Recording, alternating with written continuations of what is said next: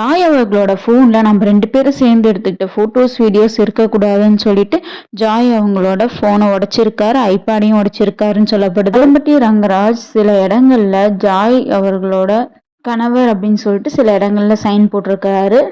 அதுவும் கம்ப்ளைண்ட்ல ரைஸ் ஆயிருக்கு. அது மட்டும் இல்லாம கோடி கணக்கில் கடன் பட்டிருக்காரு, சிக்கியிருக்காரு அப்படின்னு சொல்லப்படுது.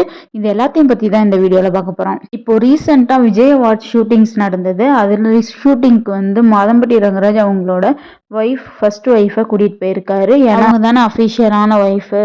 இதுவே போன அவார்ட் ஃபங்க்ஷனுக்கு ஸ்ருதி அவர்களை கூட்டிட்டு போல, ஜாய் கிறிஸ்டலாவை தான் கூட்டிட்டு போயிருக்காரு. ஜாய் தான் மாதம்பட்டி ரங்கராஜோட ஒய்ஃப் அப்படின்னு சொல்லி கூட்டிட்டு போயிருக்காரு. இப்போ சில வருடங்களா நீங்களும் பிரிஞ்சுதான் இருக்கீங்க. என்ன நீங்க நம்ப வச்சு ஏமாத்தி என்னை திருமணம் பண்ணிக்கிட்டீங்க. இப்ப என் வயிற்றுல குழந்தையும் இருக்கு. இப்போ நியாயம் கேட்டு ப்ரெஸ் மீட் பண்ணும்போது எல்லாரும் முன்னாடி மறுபடியும் கூட்டிட்டு போறீங்க அப்படின்ற கோவத்துல ஆதங்கத்துல ஜாய் அவர்கள் மாதம்பட்டி பேசின ஒரு வீடியோ வெளியிட்டு இருந்தாங்க. ஜாய் அவர்கள் அவங்க பாருங்க என்ன பொண்டாட்டின்னு சொல்லிலாம் பேசியிருக்காரு அப்படின்னு சொல்லி அந்த வீடியோ கோவத்துல சோசியல் மீடியால போட்டிருக்காங்க. அது சோசியல் மீடியால ட்ரெண்ட் ஆகுது, நிறைய யூடியூப் சேனல்ல வருது. அப்படி வரக்கூடிய நேரத்துல குக்வித் கோமாளில ஒரு சில நண்பர்களை பயன்படுத்தி கொண்டு சில நண்பர்கள் மூலியமா இந்த சீரியஸான இஷ்யூவை டைல்யூட் பண்ண ஆரம்பிக்கிறாரு. டே உனக்கு ரொமான்ஸ் எல்லாம் பத்தல, நீ என்கிட்ட வா, 2 வாரம் ட்ரைனிங் எடுத்துக்கோ. அந்த விஷயத்த ஃபன்னா டைல்யூட் பண்ண ஆரம்பிக்கிறாரு நண்பர்கள். குக்வித் கோமாளியில் இருக்க சில நண்பர்கள் அதை வீடியோவா போட ஆரம்பிக்கிறாங்க.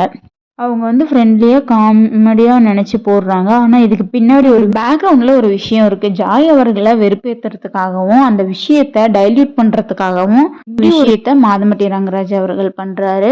அந்த வீடியோ எல்லாம் வெளிவந்ததுக்கு அப்புறம் ஜாய் அவர்கள் என்ன பண்றாங்க அப்படின்னா, நான் ப்ரெஸ் மீட் கொடுத்தேன், இப்போ டீட்டெயில்ல என்ன நடந்தது அப்படின்றத நான் சொல்றேன். யூடியூப்ல ஒரு இன்டர்வியூ கொடுக்குறாங்க. ஜாய் அவங்களோட மேல ஒரு பெரிய தவறு இருக்கு. ஜாய் அவர்கள் மாதம்பட்டி ரங்கராஜோட அப்பா அம்மா கிட்ட போய் கல்யாணத்துக்கு பெர்மிஷன் வாங்கினதா சொல்றாங்க. மாதம்பட்டி ரங்கராஜோட தம்பி சம்மதிச்சிடுறாங்க அவங்களுடைய கல்யாணத்துக்கு. அப்படி இருக்கும்போது ஸ்ருதி அவர்கள் இவரை டைவர்ஸ் பண்ணிட்டாங்களா அப்படின்றத அந்த பேப்பரை வாங்கிட்டு தான் இவங்க திருமணம் பண்ணியிருக்கணும். ஆனா அவங்க அப்படி பண்ணல. ஜாய் அவங்களோட பெரிய தவறு அப்படின்னா, முதல் திருமணம் டைவர்ஸ் வாங்கறதுக்கு முன்னாடியே ஜாய் மாதம்பட்டியோட கோவிலுக்கு கூட்டிட்டு போய் திருமணம் பண்ணாங்க அப்படின்றது மிகப்பெரிய தவறு. ஜாய் கிறிஸ்டலா மேல மிகப்பெரிய தவறு இருக்கும்போது அதே மாதிரி ஒரு படி அதிகமாவே மாதம்பட்டி ரங்கராஜ் மேல தவறு இருக்கு. ஏன்னா மாதம்பட்டி ரங்கராஜ் அவர்கள்னால 4 பேர் மிகப்பெரிய அளவுல பாதிக்கப்பட்டிருக்காங்க. ஸ்ருதி அவர்கள், இரண்டாவது ஸ்ருதி அவர்களோட முதல் குழந்தை, அப்புறம் அவங்களோட 2வது குழந்தை. ஏன்னா அவங்களாம் ஸ்கூல் போயிட்டு இருப்பாங்க. அவங்க எந்த அளவுக்கு இந்த விஷயத்துல பாதிச்சிருப்பாங்க அப்படின்றது ரொம்ப முக்கியமான விஷயம். 4வது அப்படின்னு பாத்தீங்கன்னா ஜாய் அவர்களோட வயிற்றுல வளர்ற குழந்தை. இன்னும் இந்த உலகத்துக்கே வரல. இந்த 4 பேரும் பாதிக்கப்படுறதுக்கு ஆரம்ப புள்ளியா யார் இருந்திருக்காங்கன்னு பாத்தீங்கன்னா மாதம்பட்டி ரங்கராஜ் இருந்திருக்காரு. ஏன்னா ஜாய் அவர்கள் பொன்மகள் வந்தாள் அப்படின்ற படத்தோட டைரக்டரை திருமணம் பண்ணி அவங்களுக்கு ஒரு குழந்தை பிறக்குது. அதுக்கப்புறம் கொஞ்சம் பிரிஞ்சு வாழ்ந்துட்டு இருக்காங்க. அப்படி பிரிஞ்சு வாழ்ந்துட்டு இருக்கும் போது ஜாய் அவர்களுக்கும் மாதம்பட்டி ரங்கராஜ் அவங்க 2 பேத்துக்கு தொழில் ரீதியா காஸ்டியூம் டிசைனர் அது மூலியமா ஒரு கான்டாக்ட் ஏற்படுது. அது ஃப்ரெண்ட்ஷிப்பா மாறுது. அந்த ஃப்ரெண்ட்ஷிப்பே காதலாவும் மாறுது. இப்படி மாறும்போது நான் சில வருடங்கள் என்னோட மனைவிட்டு இருந்து நான் பிரிஞ்சுதான் இருக்கேன், நீயும் சில வருடங்களா உன்னோட கணவர்கிட்ட இருந்து பிரிஞ்சுதான் இருக்கேன், அப்போ நீ அவரை டைவர்ஸ் பண்ணு, நான் உன்னை திருமணம் பண்ணிக்கிறேன் அப்படின்னு சொல்லிட்டு நம்பிக்கை கொடுத்திருக்காரு. ஸோ இப்படி நம்பிக்கை கொடுத்து ஜாய் அவர்கள் டைவர்ஸ் வாங்குறாங்க. என்னை நீங்க டைவர்ஸ் பண்ண சொல்றீங்கல்ல, ஸோ நீங்களும் டைவர்ஸ் வாங்கினதுக்கு அப்புறம் திருமணம் பண்றேன் அப்படின்னு சொல்லியிருக்கணும். ஆனா அப்படி அவங்க சொல்லல. அவங்க என்ன பண்றாங்க, ஜாய் அவர்கள் கோயம்புத்தூர் போய் மாதம்பட்டி ரங்கராஜோட அப்பா அம்மாவும் மீட் பண்றாங்க. சில வருடங்கள் மாதம்பட்டி ரங்கராஜ் ஸ்ருதி அவர்களும் 2 பேர் பிரிஞ்சிருக்காங்க அப்படின்றது அவங்க அப்பா அம்மா மூலியமா அவங்களுக்கு தெரிய வருது. இப்பதான் என் பையனோட முகத்துல நான் சிரிப்பு பாக்குறேன், நீங்க 2 பேருமே சேர்ந்து நல்லா இருங்க அப்படின்னு சொல்லி அவங்க அப்பா அம்மா சொன்னதாகவும் ஜாய் அவர்கள் சொல்றாங்க. அவங்க அப்பா அம்மா கிட்ட பெர்மிஷன் வாங்கினதுக்கு அப்புறமா டிசம்பர் 2023 நாங்க திருவெளியம்மன் கோவில திருமணம் பண்ணிக்கிட்டோம். அப்படி திருமணம் பண்ணும்போது நாங்க யாரையுமே கூப்பிடல, ஏன்னா நம்ம மட்டும் போதும் அப்படின்னு சொல்லிட்டு மாதம்பட்டி ரங்கராஜ் அவர்கள் சொன்னாரு. திருமணம் பண்ணும்போது உங்க அம்மா கிட்ட பெர்மிஷன் வாங்கிட்டு, உங்க அப்பா கிட்ட பெர்மிஷன் வாங்கிட்டு, உங்க தம்பிக்கும் தெரியும். ஸ்ருதி அவர்களுக்கு இது தெரியுமா அப்படின்னு நான் கேட்கும்போது 1 வாரம் கழிச்சு நான் சொல்லிட்டேன், அவங்களுக்கு எந்த பிரச்சனையும் இல்லை, நாங்க சில வருடங்களா பிரிஞ்சுதான் இருக்கோம், வெரி சூன் நாங்க டைவர்ஸ் வாங்கிடுவோம் அப்படின்னு சொல்லிட்டு மாதம்பட்டி வந்து கன்வின்ஸ் பண்ணாரு. அப்படி கன்வின்ஸ் பண்ணது மட்டும் இல்லாம சென்னையில எனக்கு வந்து லீஸுக்கு ஒரு வீடு எடுத்தாரு. அந்த லீஸ் அக்ரிமெண்ட்லயே அவர் கணவராகவும் நான் மனைவியாகவும் சொல்லிட்டு சைன் போட்டிருக்காரு. அதுக்கப்புறம் வந்து ஹாஸ்பிட்டல்ல ஒரு சில செக்அப்ஸ் எல்லாம் நடந்தது. அந்த செக்அப்ஸ்லயுமே அவர் தான் ஹஸ்பண்ட் சைன் போட்டிருக்காரு. விட்டுட்டு போயிட்டாரு, என் வயித்துல குழந்தை வந்துட்டு இருக்கு, கால் பண்ணாலும் அட்டன் பண்ண மாட்டேங்கிறாரு, பேச மாட்டேங்கிறாரு அப்படின்னு சொல்லிட்டு பிரஸ் மீட் வச்சாங்க இல்லையா. இந்த சைன் போட்ட எல்லா விஷயங்களையுமே வந்து போலீஸ் ஸ்டேஷன்ல சொல்லியிருக்காங்க. அது மட்டும் இல்லாம கடைசி 1.5 வருஷத்துல நாங்க ஃபேமிலியா சென்னையில வாழும்போது வந்து ஒய்ஃபா வந்து அவரை பார்த்துக்கிட்டேன். அது மட்டும் இல்லாம அந்த 1.5 வருடத்துல ஸ்ருதி அவர்கள் வந்து பேசவே இல்லை. என் கூட தான் இருப்பார். பேசினது எல்லாமே வந்து அவங்க குழந்தைகள் தான் பேசினாங்க.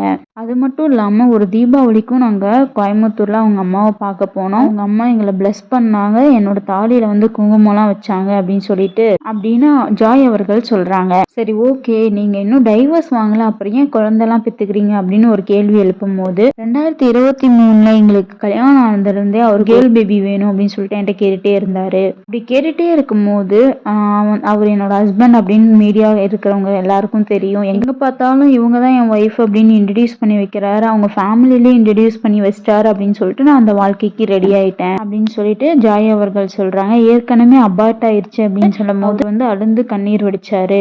குழந்தை போயிருச்சு அப்படின்னு சொல்லிட்டு எமோஷனலா கனெக்ட் ஆயிருந்தாரு. அதுக்கப்புறம் அவர் மனநிலையில என்ன வந்து மாறுனுச்சு அப்படின்னு எனக்கு தெரியல. அதுக்கப்புறம் தான் வந்து குழந்தை வேண்டாம் அப்படின்னு சொல்லிட்டு டிஸ்கஸ் பண்ணாரு அப்படின்னு சொல்லிட்டு ஜாய் அவர்கள் சொல்றாங்க. சொல்றது மட்டும் இல்லாம என்னோட போன்ல இருந்த போட்டோஸ், வீடியோஸ், அப்புறம் ஐபோன்ல இருந்த போட்டோஸ், வீடியோஸ், ஐக்ளவுட்ல இருந்தது இது எல்லாமே இருக்கக்கூடாது அப்படின்னு சொல்லிட்டு போட்டு உடைச்சிட்டாரு. அதுக்கப்புறம் என்னோட வயிற்றுல இருந்த குழந்தைய வந்து அபார்ட் பண்ணு அப்படின்னு சொல்லிட்டு இருந்தாரு. 3 மாசத்துல இருந்து இந்த டார்ச்சர் வந்து பண்ணிட்டு இருந்தாங்க. அப்புறம் 4வது மாசம் போய் செக் பண்ணும் போது இந்த குழந்தைய அபார்ட் பண்ண முடியாதுன்னு சொல்லிட்டாங்க. அப்பவும் வந்து அவர் ஹாஸ்பிட்டல் வரும்போது நான் தான் ஹஸ்பண்ட் சொல்லிட்டு சைன் போட்டாரு. இப்போ இந்த குழந்தைக்கு என்ன பதில் அப்படின்னு சொல்லிட்டு ஜாய் அவர்கள் கேக்குறாங்க. அது மட்டும் இல்லாம ஃபுல் டைம் செட்டில்மெண்ட் பண்றோம் அப்படின்னு சொல்லிட்டு மாதம்பட்டி ரங்கராஜ் அவங்க சைட்ல இருந்து ஒருத்தவங்க வந்து போன் பண்ணி பேசினாங்க. யாராவது ஃபுல் டைம் செட்டில்மெண்ட் அப்படின்ட்டு வந்தீங்கன்னா செருப்புகள் தேடிப்பேன், அவர் என்னோட ஹஸ்பண்ட், அந்த இனிஷியல் வேணும் அப்படின்னு சொல்லிட்டு ஜாய் அவர்கள் சொல்றாங்க. ஆனா சட்டப்பூர்வமா வந்து அது சாத்தியம் கிடையாது. ஆனா ஒரு சில லாயர்ஸ் என்ன சொல்றாங்க அப்படின்னா இவங்க லீகலா ஹஸ்பண்ட் ஒய்ஃப் கிடையாது. ஆனா வயிற்று வளரக்கூடிய குழந்தை மாதம்பட்டியோட குழந்தை அப்படின்னு தெரிஞ்சிடும். அந்த குழந்தைக்கு இவர் தான் அப்பா, அந்த குழந்தைக்கு இவர் எல்லாம் பண்ணிதான் ஆகணும் அப்படின்ட்டு வந்து லீகலா சொல்றாங்க. அது மட்டும் இல்லாம நான் வந்து பணத்துக்காக வரல, அவருக்கு ஏகப்பட்ட கடன் இருக்கு. அவர் வந்து ஹெலிகாப்டர் கட்டுறாரு, கேரவன் கட்டுறாரு, அது எல்லாமே வந்து ஒரு பிம்பம் தான். அவர் வந்து நிறைய கடன்களாம் வந்து சிக்கி தவிச்சிட்டு இருக்காரு. இதெல்லாம் தெரிஞ்சுதான் நான் அவரு கூட இருக்கேன் அப்படின்ற மாதிரி ஜாய் அவர்கள் சொல்றாங்க. இப்போ அந்த பிரச்சனையோட ஆரம்ப புள்ளி மாதம்பட்டி ரங்கராஜ் அவர்கள் தான். ஜாய் அவர்கள் மேல எவ்வளவு தவறு இருக்கோ அதே ஈக்குவல் மாதம்பட்டி ரங்கராஜ் மேலேயும் தவறு இருக்கு.